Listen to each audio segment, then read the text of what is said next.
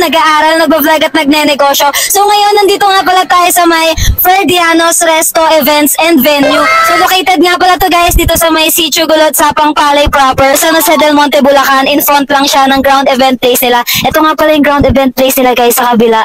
So ayan, ganyan siya kaganda.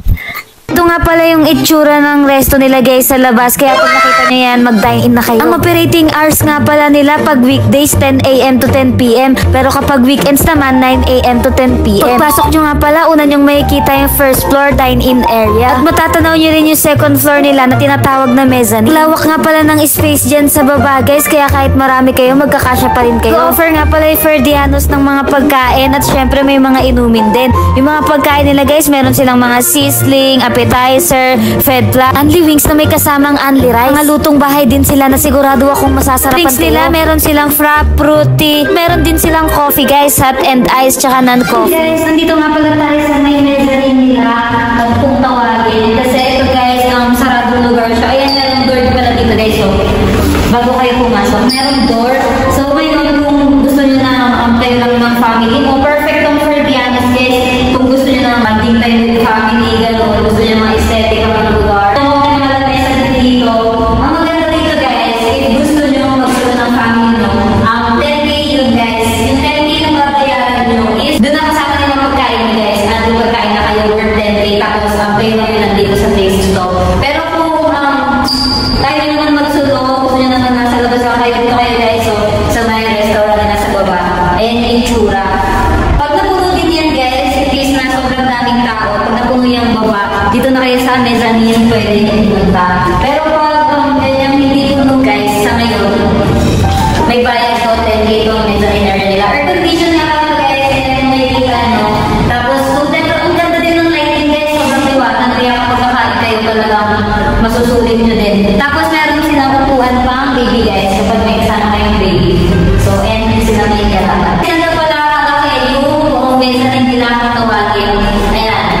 Ito nga pala yung tinatawag nilang mezzanine guys o intermediate na palapag. Dahil nasa loob lang din siya mismo ng first floor. Kumbaga sa isang buong building, hindi siya kasama doon dahil nasa loob lang siya mismo ng first floor. Sisilbing reservation room nga din pala to guys. Kung gusto nyo yan masolo yung mezzanine area nila, pwede nyo ipa-reserve worth 10K. Tapos yung 10K na yon, only pagkain na kayo worth 10K. Ito nga pala yung counter bar nila guys. Ayan. Kayo mag-take ng order. May wifi nga pala dito guys. Mag-ask lang kayo sa mababait nilang staff. Bibigyan kayo ng pass. Kung naghahanap kayo ng perfect spot para sa family nyo, ito na yung site na yon. Nasa highway nga lang din pala tong Ferdianos kaya makikita nyo agad. May mga outlets nga din pala dyan. Pwede kayo mag-charge pag nalobat na yung cellphone nyo. Pet friendly nga din pala sila. Ayan nga pala yung Russian tuna. Chef's choice lang yan. At ayan namang drinks, green apple delight. Ito naman yung dapat nyo itry, yung sinigang salmon belly. Grabe ang sarap niyan. Pati itong pansit bihon nila.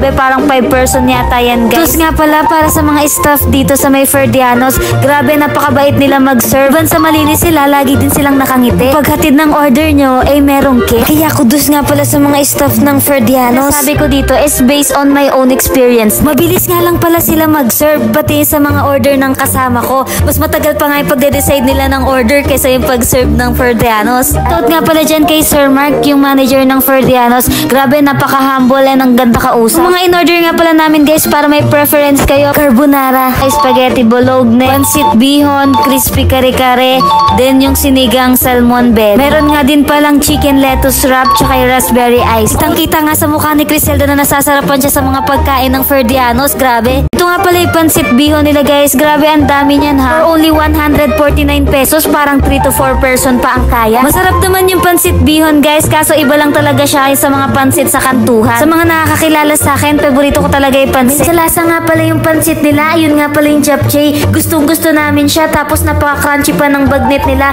Good for 3 to person na nga pala yan. Tamang sinigang salmon belly nila guys, ang sarap ng salmon, napakalambot, parang hihiwalay na siya sa mga tinik. Magdahan-dahan pala kayo dyan guys kasi medyo mainit din yung sabaw niya. Sa akin, perfect tong sinigang salmon belly dahil ang sarap ng pagkaasim niya. Ganyang asim yung hinahanap ko. Namang yung crispy kare-kare guys, hindi talaga ako mahilig sa kare-kare dahil nilalagyan pa siya ng bagoong. Pero ayan, tinry ko yung kare-kare at pwede. Kasi yung ibang kare-kare wala silang lasa kapag wala na yung bagoong. Pero ito kahit walang bagoong may lasa siya. Lalo yung sarsa ng crispy kare-kare, ang lasa niya guys masarap. Sarap na sarap nga din pala sila ate kasi mahilig talaga sila sa mga gulay. Plot twist nga pala guys, hindi na nabidyohan yung iba dahil kinain na nila, nasarapan sila. Napakalinis nga pala netong Ferdianos, lalo dito sa may dine-in area nila. Siyempre air condition din sila at sobrang lamig. I-screen nga pala sila guys na pinapakita yung mga pwede nyo orderin. At ayan yung itsura ng mezzanine. Grabe guys, kompleto yung ilaw dito kaya ang liwanag. Kaya kapag bad trip yung girlfriend nyo, asawa nyo, pwede nyo dalhin dito para sumaya sila, lalo yung mga pagkain ang sasarap. Yan nga pala yung mga chef choice na salad. Yan nga pala yung family platter. Ito nga pala yung tinatawag nilang function area.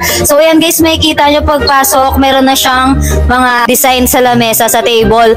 Nga pala guys, itong function area, kaya siya tinawag na function area kasi dito sa side na to, set A, 40 katao, pwede. So sa kabilang side, meron kasing harang dito guys, tara. Meron siyang divider dito guys kung tawagin, ayan. Sa kabilang side naman, ito tinatawag nilang set B, pero 40 packs din na tao ang kasya dito. Set lang kayo, onti lang kayo, hindi lalagpas ng 40 packs, pwede nyo gamitin tong set A lang.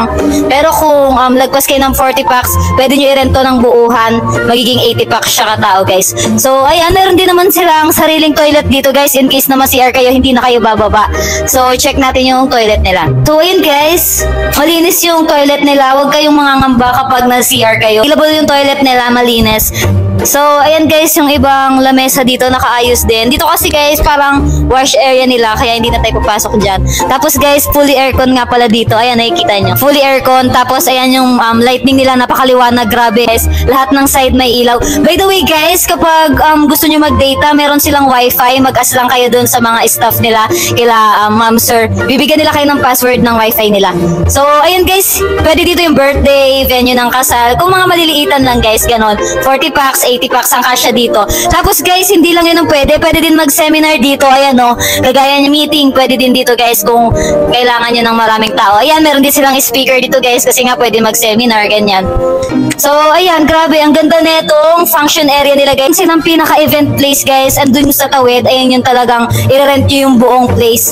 Pang maramihan na talaga yun guys. Ito nga pala yung function area nila guys. Nakakapit sa set A and set B. Nasa third floor nga pala to at kaya siya tinawag na function area dahil madami siyang function, dalawa. Yung set A, ayan yung bungad, kasya 40 katao. Tapos may divider nga dyan guys, yung nasa gitna. Yung kalahati nga pala yung set B, 40 packs din na tao. Bali ang total 80 packs yung kasya dyan. Free nga lang pala yung babayaran nyo dyan guys kasi yung mismong place is free lang. Pero kapag nalagpas kayo ng 3 hours, mag-a-add kayo ng 1K per hour. May sarili nga pala tong comfort room. Pwede nyo nga pala ganapin dito yung gender reveal, meeting, seminar, birthday, 18 debut, ganun guys. Fully air condition nga pala guys at kompleto sa ilaw. Grabe, napakaliwalas. Sa akyat naman tayo ngayon sa 4th floor nila, yung tinatawag na sky deck. Pero bago umakyat, ganyan nga pala yung view nyo sa may 3rd floor. Guys, ito nga pala yung sky deck nila na tinatawag. So, i-check natin kung ano bang itsura, kung talagang maganda ba siya.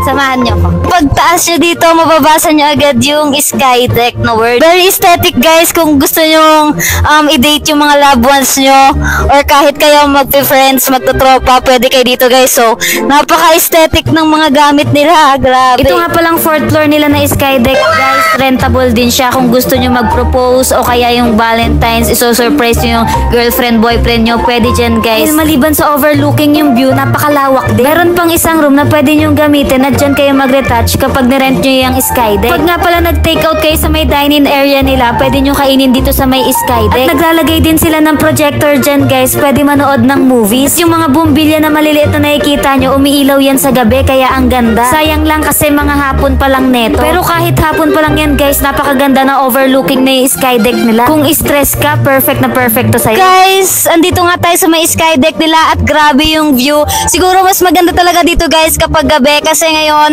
12 PM pa lang. So ayan, tirik pa yung araw kaya hindi pa gaano kita yung mga ibang bundok, ganyan. Pero nakikita nyo guys na napakataas talaga ng lugar na to.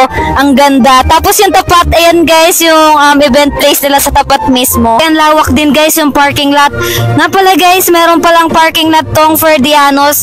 Beside lang siya ng kainan. Pag mapaparking pala kayo is nandito sa gilid yung parkingan. Nasa right side lang siya.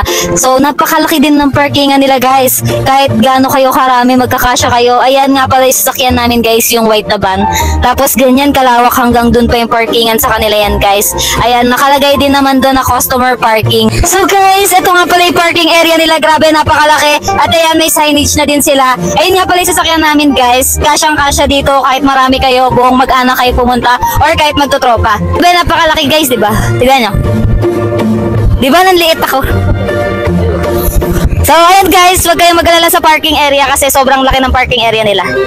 First time ko lang makapunta dito. Sa lugar na din to guys ha, first time ko lang din pumunta. So, nagsasakyan nga pala kami at merong shortcut. At pag sinearch mo din yung pangalan nila, lalabas na din yung location. Tignan nyo muna kung gaano kaganda dito sa taas, sa skydeck nila kung tawagin. In case na ma-CR kayo dito sa may skydeck nila, meron nga pala silang comfort room dito. Ayan o. So, pasok tayo. Merong tubig guys. Tapos, ayan, may ilaw din. So, ayan guys, huwag kayong mag-alala kapag nasi-CR kayo kasi meron na din pala silang CR dito sa may skydeck nila. Kung pwede kumain dito guys, yung mga magti-take out, pwede nyo dalhin yung mga pagkain nyo dito. Ayan, mga aesthetic yung table nila, then chair.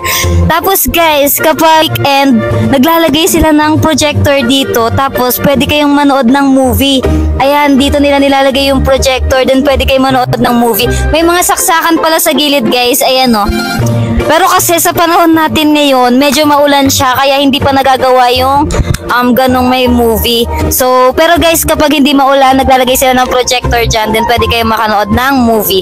Tapos, ayan guys, may mga pailaw din dito sa gabi, kaya nga ang sabi, mas maganda dito sa gabi kasi may kita may city lights. And sobrang laki, pwede din siyang pang event place, merong magre-retouch sila sa loob. So, ayan, may mga salamin dyan, pwede sila pumasok. So, ayan, grabe, napakalaki na ito guys. Itong Ferdianos na restaurant, venue, event. Yung tawid nga nila guys, sinasabi ko sa inyo na pang malakihang renta guys, pang malakihang event siya. Buong place yung i-rent nyo dyan guys, dito sa tawid. So, ayan, grabe. Napakaganda. Sa highway nga lang pala siya guys, may kita nyo agad kasi may signage naman siya ng Ferdianos. So, ayan, grabe, sulit dito sa may Ferdianos. Kaya ano pang hinihintay nyo? Mag-book na kayo dito sa may Ferdianos. Wait nyo nga pala yung part 2 ko guys para sa the ground event place nila. Thank you so much Ferdianos para sa masayang dining experience. Syempre, sure na babalik ulit kami dito. Thank you for watching guys. Bye!